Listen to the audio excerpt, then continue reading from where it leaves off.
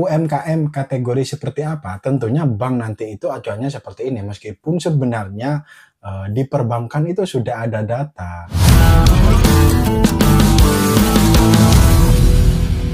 Selamat datang kembali di channel ini. Adapun kali ini saya akan mau membahas mengenai kebijakan Presiden Prabowo terkait dengan penghapusan kredit macet para pelaku UMKM, nelayan, dan petani. Tentunya sebelum video kali ini kita lanjut, saya doakan mudah-mudahan teman-teman yang sekarang saat ini lagi terlilit hutang diberikan kesehatan, kemudahan, kelancaran rezekinya agar supaya bisa melunasi hutangnya. Baik, tentunya kebijakan ini akan pro dan kontra, dalam arti di satu sisi baik dari debitur, dalam hal ini masyarakat yang terdampak, ataupun memang pelaku kredit macet yang memang belum sama sekali tidak membayar. Tentunya tetap ada pro dan kontra, dalam arti gini, kebijakan ini memang bagus, cuma dalam kasus ataupun dalam nasabah-nasabah tertentu ataupun dalam pengaplikasiannya nantinya itu tidak bakalan ataupun tidak rata demikian. Ada sebagian nasabah nantinya itu yang memang benar-benar terdampak dan memang tidak bisa bangkit, kemudian tidak dapat fasilitas penghapusan ini, sementara mungkin tetangganya itu juga dapat. Akhirnya nanti bakalan menimbulkan kecemburuan sosial.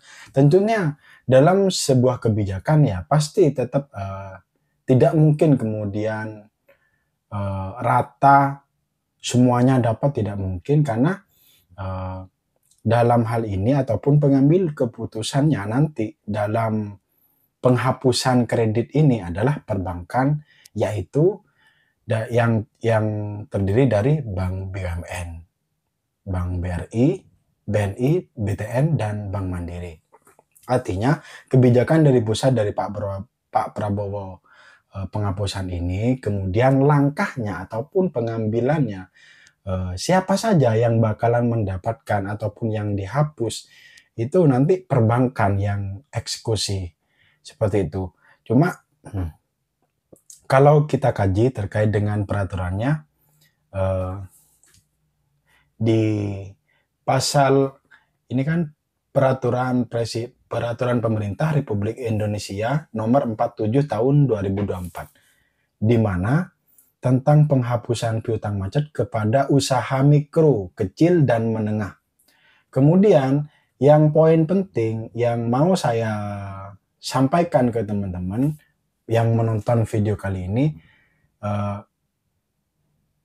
UMKM kategori seperti apa? Tentunya bank nanti itu acuannya seperti ini, meskipun sebenarnya di perbankan itu sudah ada data tentang nasabah yang mau dihapus bukukan, itu sebenarnya sudah ada. Cuma kalau dari peraturannya ini,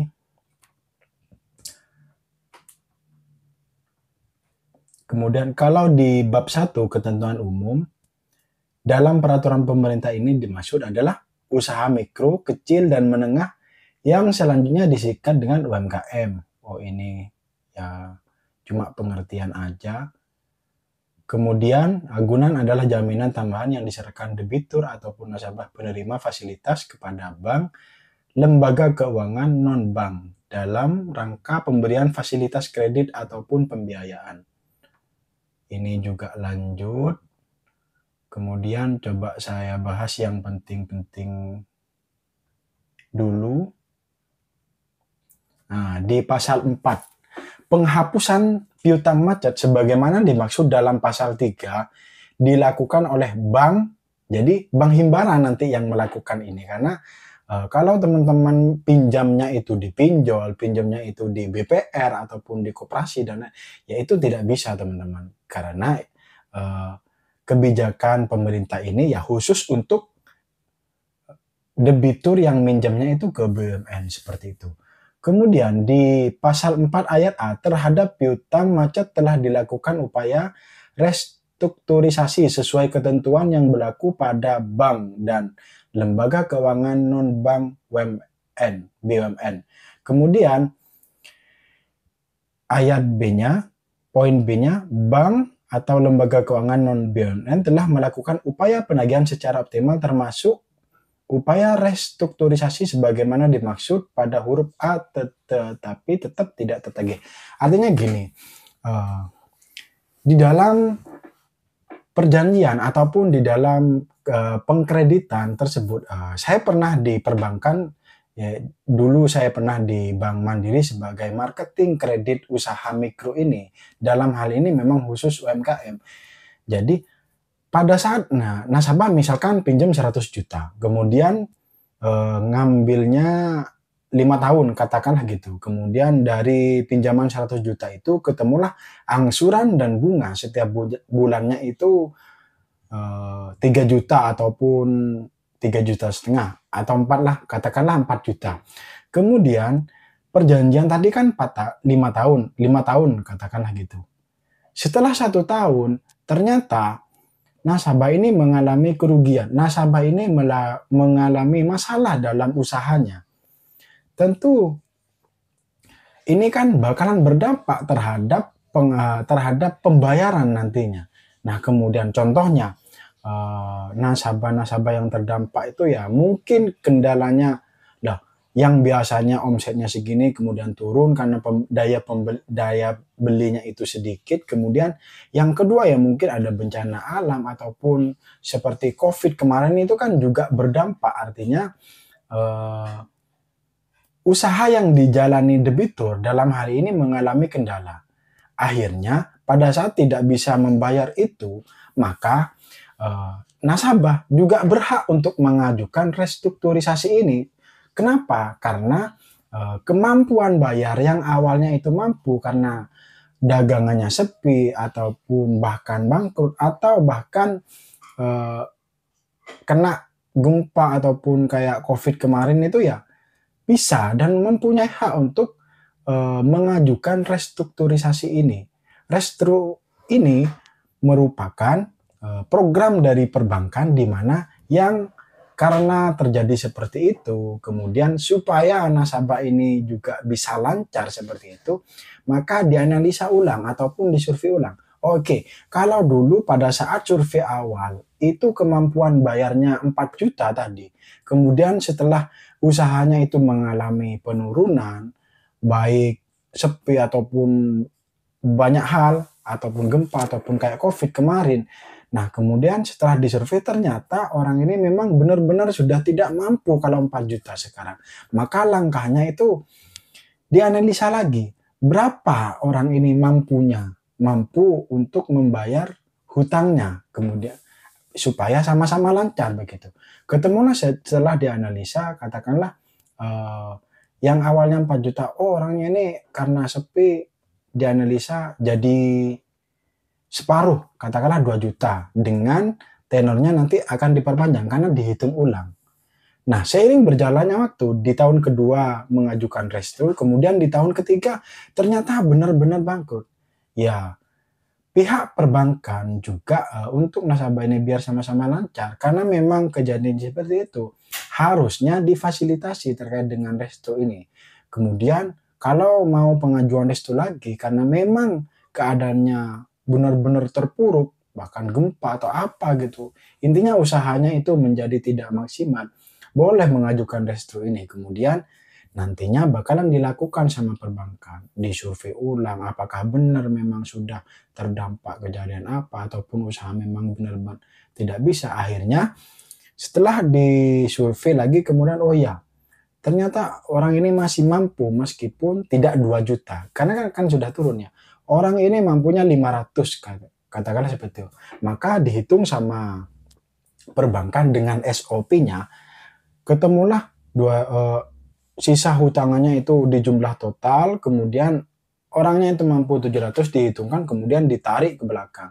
Yang biasanya 5 tahun itu nambah karena akan memperkecil begitu, bukan menghapus restru ya, memperkecil seperti itu. Kemudian seiring berjalannya waktu, bertahun-tahun sudah upaya restru ini sudah dilakukan, kemudian berkali-kali tetap tetap tidak bisa melakukan pembayaran, maka sebenarnya dalam pasal 4 ini sudah masuk kategori. Cuma nanti tetap pelaksananya dari perbankan. Nah, kemudian untuk penghapusan piutang macet sebagaimana dimaksud pada ayat 1, tidak menghapus hak tagih bank ataupun lembaga keuangan non-bank BUMN. Artinya, kejadian di pasal 1 ini kan tidak menghapus piutang macet sebagaimana dimaksud pada pasal 1. Kemudian yang mau saya singgung juga, ini pasalnya juga sama menurut saya.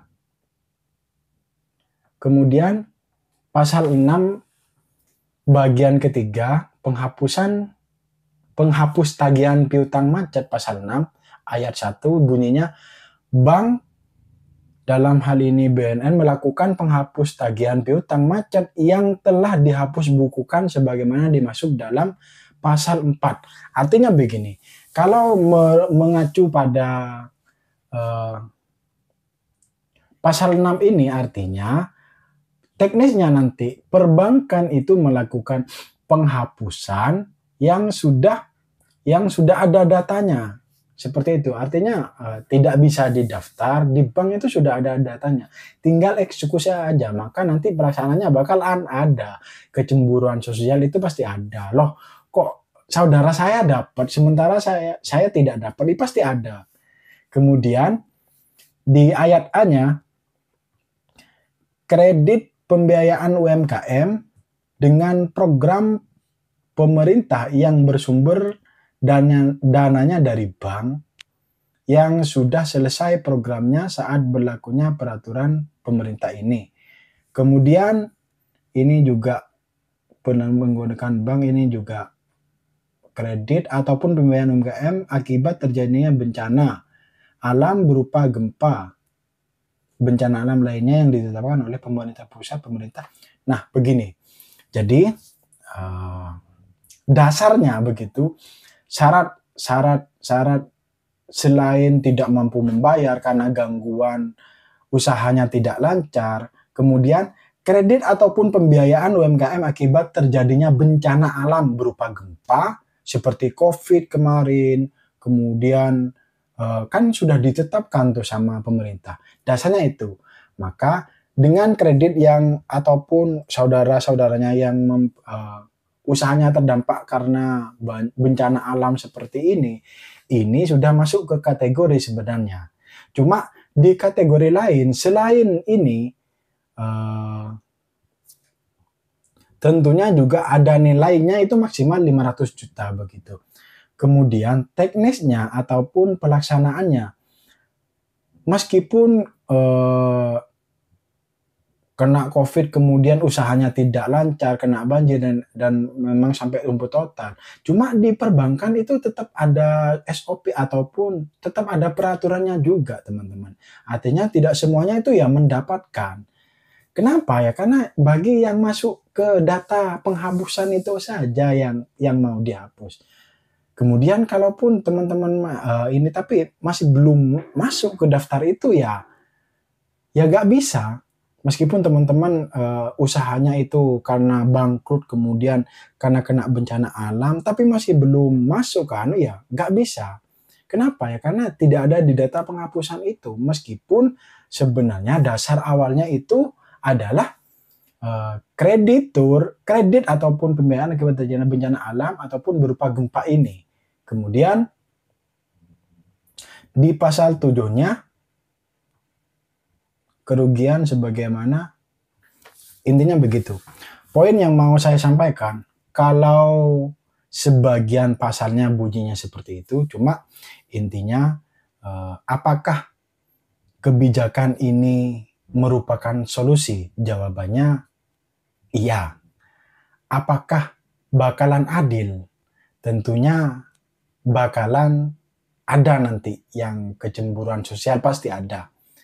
Ya itu, tetangganya dapat kemudian kitanya gak dapat, atau kita dapat tetangga gak dapat, itu menjadi kecemburuan.